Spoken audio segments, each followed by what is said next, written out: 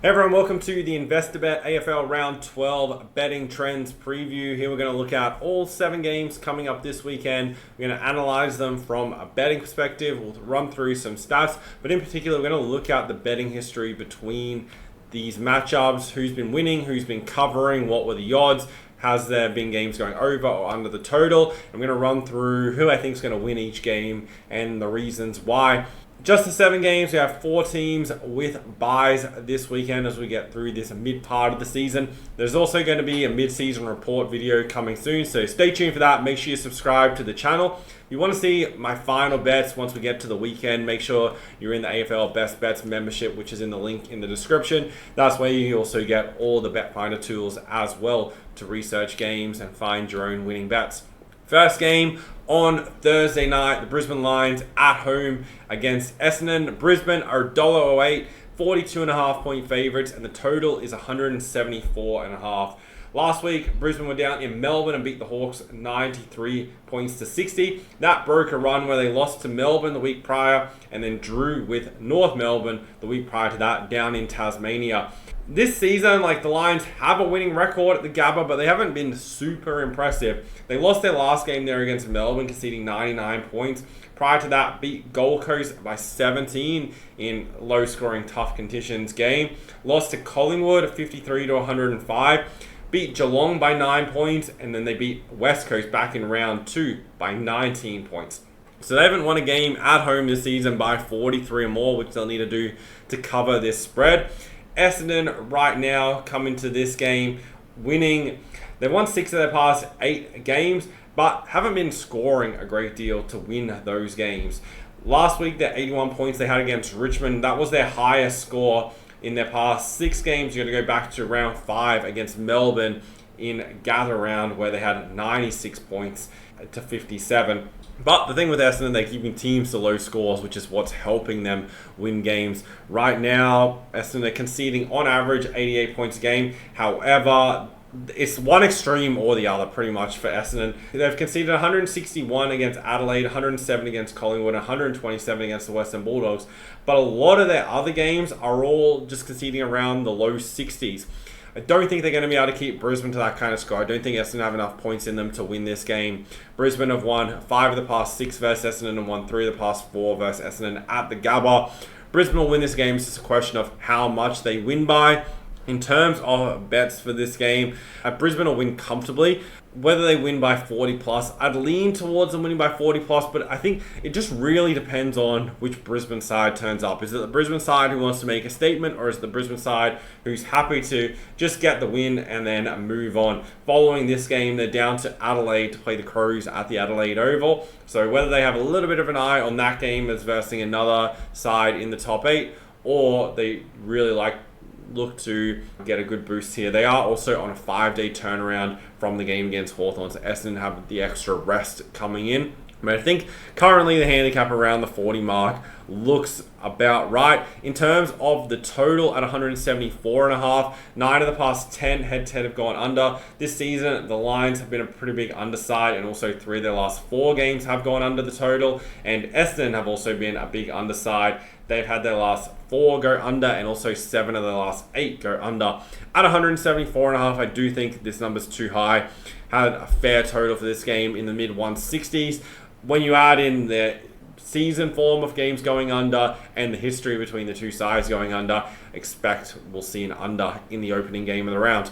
Collingwood versus Hawthorn on Friday night. Collingwood, $1.65 favourites, -7.5. And the total is 170.5. This game being played at the MCG. These sides have split the past 6 meetings, 3 wins each. But Hawthorn have covered the past 5 versus Collingwood. 11 of the past 12 head-to-head have been decided by 1 to 34 points. So majority of the games haven't been a blowout. They met twice last season. First at the Adelaide Oval. Collingwood were $1.22 in that game, won by 5 points. And then at the MCG in round 19 last season, Hawthorn was small favourites, -1.5, and they won 133 to 67. So of the last 3 games, Hawthorn have won 2 of the 3. At the MCG, they've won the last 2 against Collingwood, as that Collingwood win was at the Adelaide Oval. But we have a matchup of teams that historically have close games. Collingwood come into this winning 9 of their past 10. They beat North Melbourne last week, running away with it in the fourth quarter, 108-63. Following this, they'll play Melbourne, but they're on a 6-day turnaround coming into this game, same as the Hawks. I think this is a game that Hawthorn have started to struggle a little bit. They've lost their last 2 against Gold Coast and the Brisbane Lions. So conceding 93 and 104 in their past 2 games.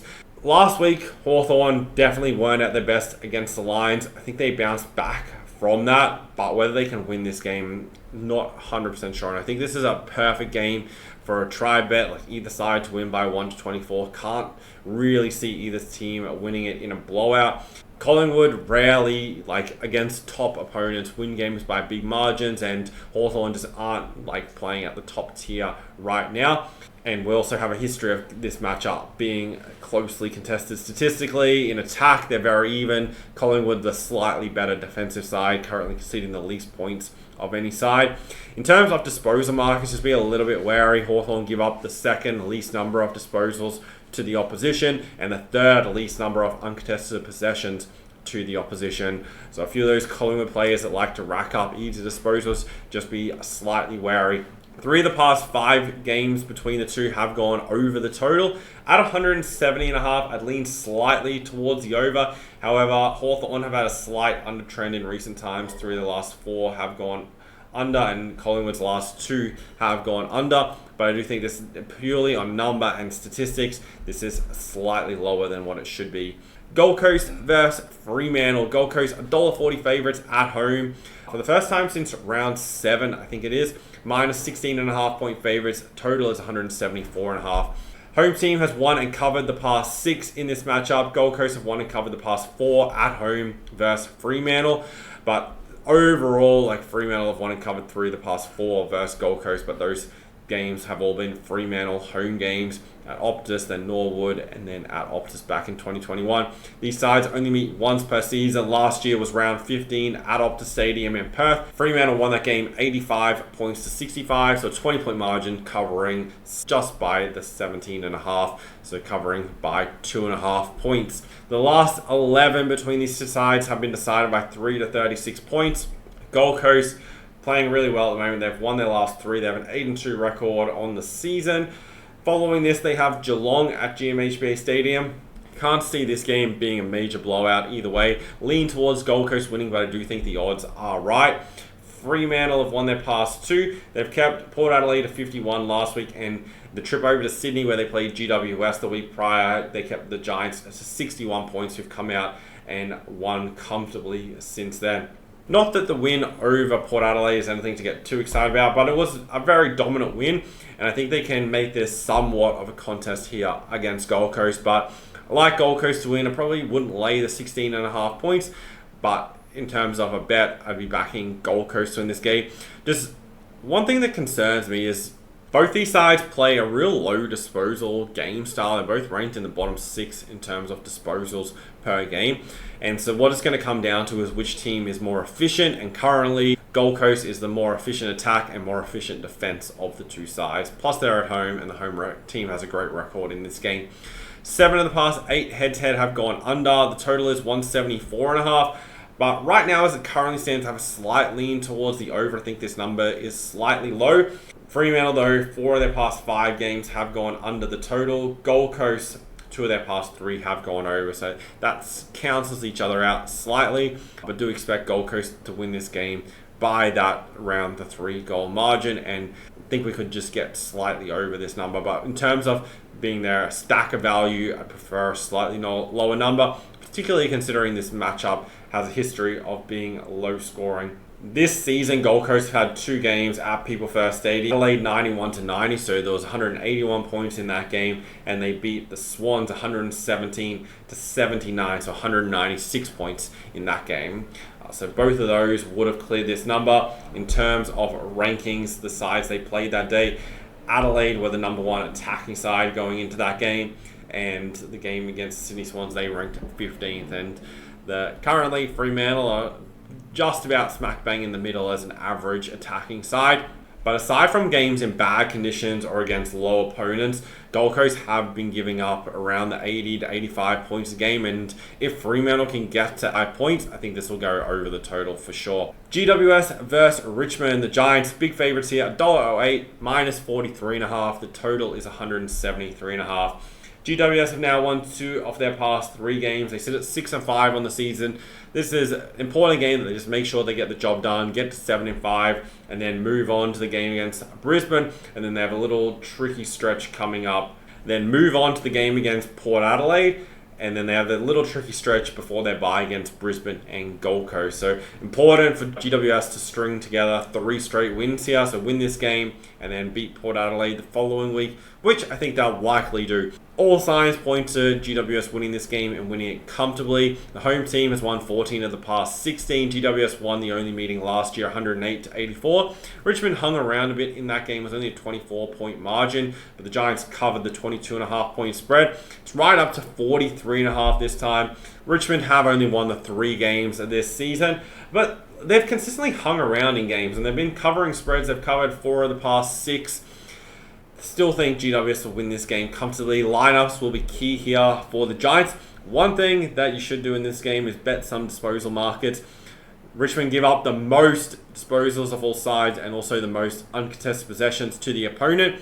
And GWS are a high disposal side, so they should rack up numbers. So look at lineups, see who's in or out, see how that's going to affect certain players, who'll get more time in the middle, those kind of things, and look to take advantage. But GWS comfortable winners. They won 5 of the past 6 at home versus Richmond as well. The total 173.5. The past 5 head-to-head have gone over, but there's alternating trends here. Richmond, their last 7 games have gone under the total points line. GWS have had a bit of a mixture. Their last 6, 3 have gone over, 3 have gone under. In terms of a raw statistical number, I think it is slightly high. Expected to see a number around the 170.5, maybe even the high 160s.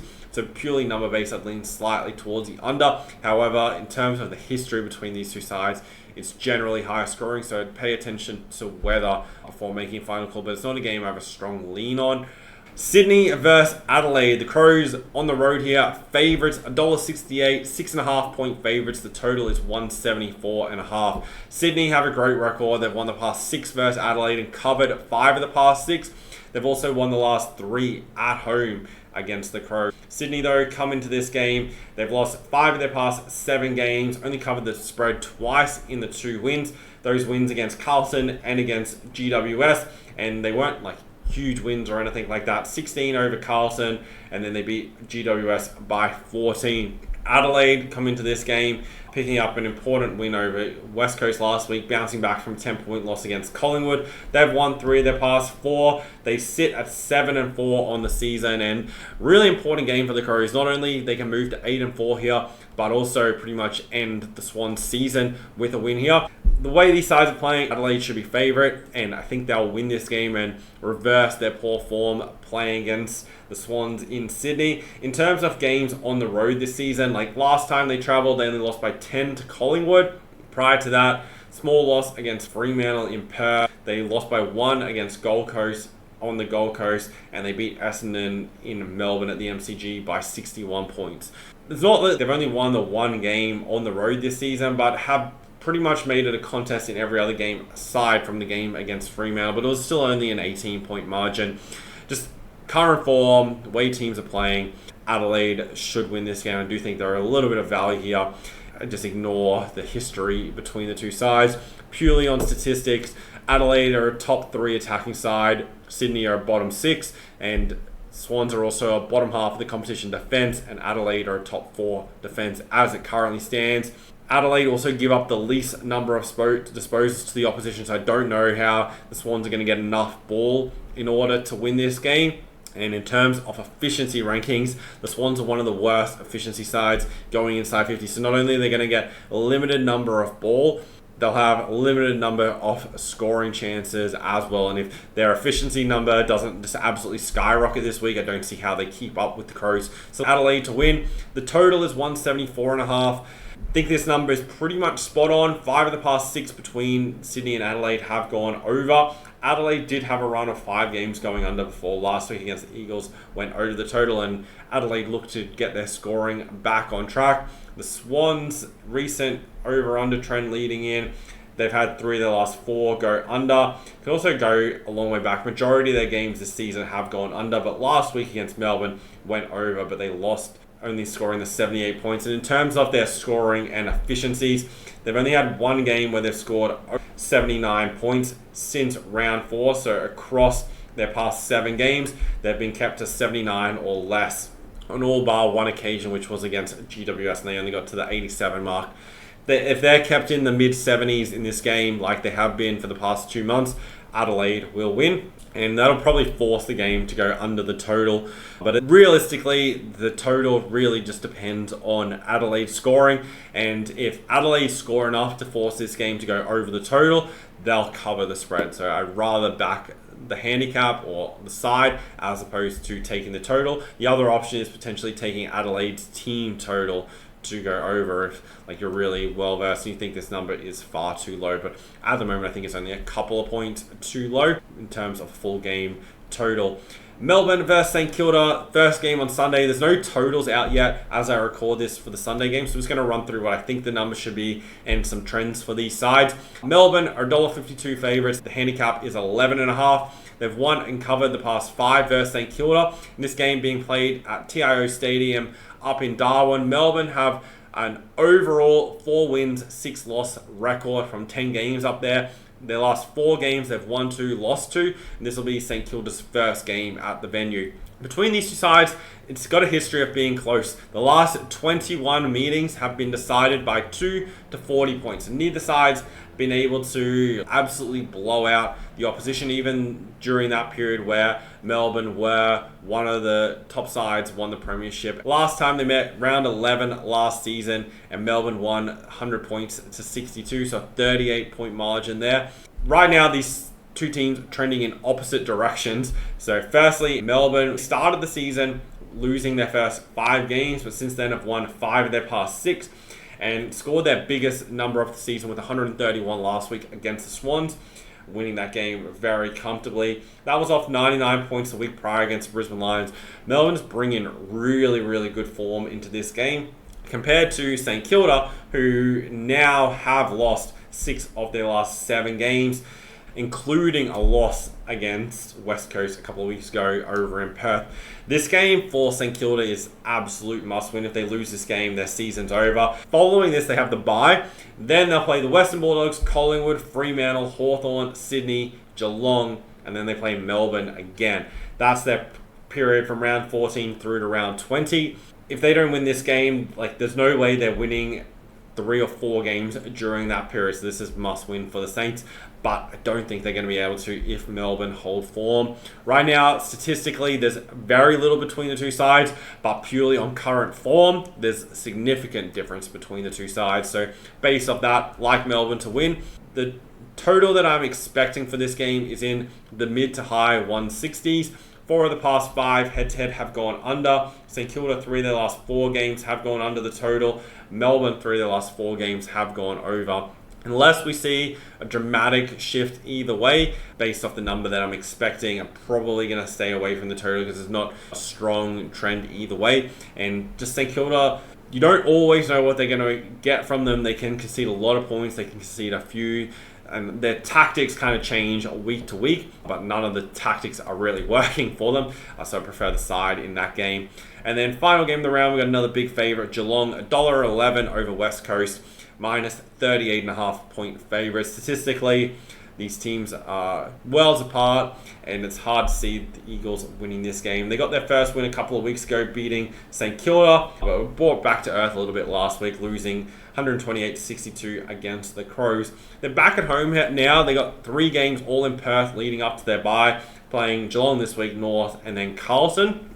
And potentially the game against North Melbourne is the one they'll have a bit of an eye on as a real game that they can win.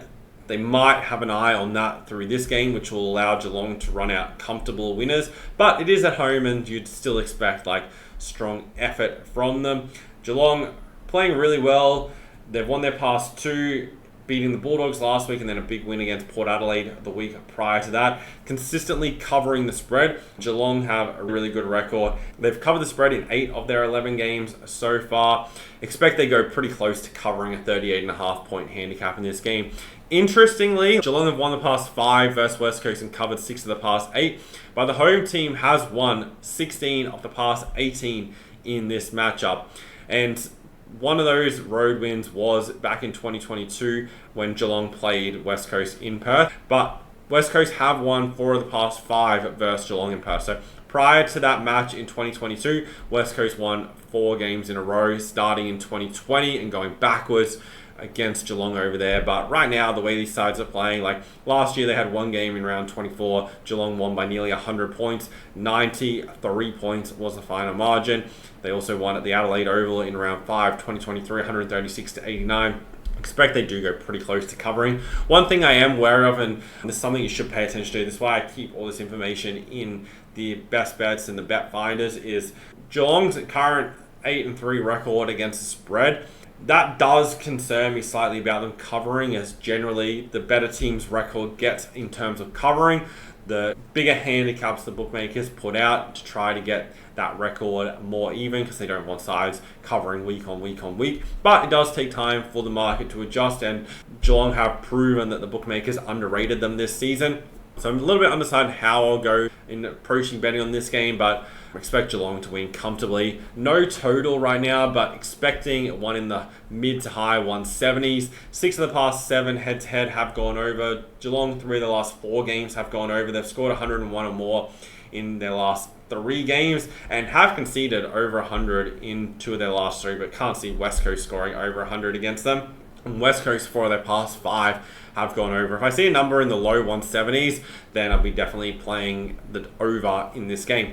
So we'll see what they put up when they finally put up the totals for those final 2 games. So that's how I'm looking at betting on round 12 of the AFL season.